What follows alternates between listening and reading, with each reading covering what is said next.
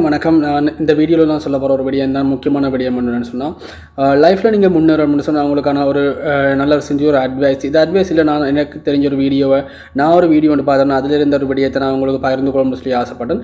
இங்கே சொல்ல போகிற விடயம் என்னென்னு சொன்னால், நீங்கள் லைஃப்பில் முன்னேறணும்னு சொன்னால் ரிஸ்க் எடுக்கிறதுக்கு ரெடியாகுங்க. அதாவது இடத்துல உங்களுக்கு பிளேஸ்மெண்ட் சேஃபாக இருக்குது, ஒரு லைஃப் சேஃபாக இருக்குன்னு சொன்னால் அதே லைஃப்பில் இருக்காமல் அடுத்த ஸ்டெப்புக்கு நீங்கள் போகிறதுக்கான ரிஸ்க்கை நீங்கள் எடுப்பீங்களான்னு சொன்னால் உங்களோட லைஃப் இன்னும் டெவலப் பண்ணி கொண்டு போகலாம்.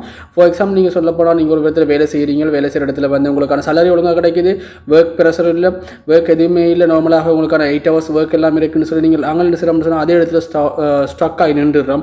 அப்படி இல்லாமல் நீங்கள் உங்களோட லைஃப்பை மேலும் டெவலப் பண்ணி கொண்டு போகிறது கட்டாயம் நீங்கள் அடுத்த ஸ்டெப் எடுக்கணும்னு சொன்னால் உங்களை நீங்கள் மோட்டிவேட் பண்ணிக்கொள்ளணும்.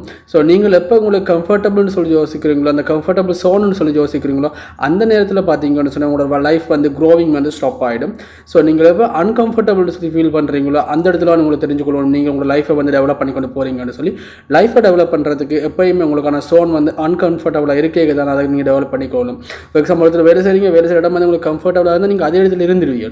அதே இடம் கம்ஃபர்டபுள் இல்லைன்னு சொன்னால் நீங்கள் 1-2 years ஒர்க் பண்ணி நீங்கள் அடுத்த ஸ்டெப்புக்கு போய் கட்டாயம் அந்த ஸ்டெப் உங்களுக்கான ஹியூச் ஒரு டிஃப்ரெண்ட்டாக இருக்கும், அது ஒரு உங்களுக்கு க்ரோவிங்காக தான் இருக்கும். ஸோ இது எல்லாமே எல்லாத்துக்குமே பொருந்தும்.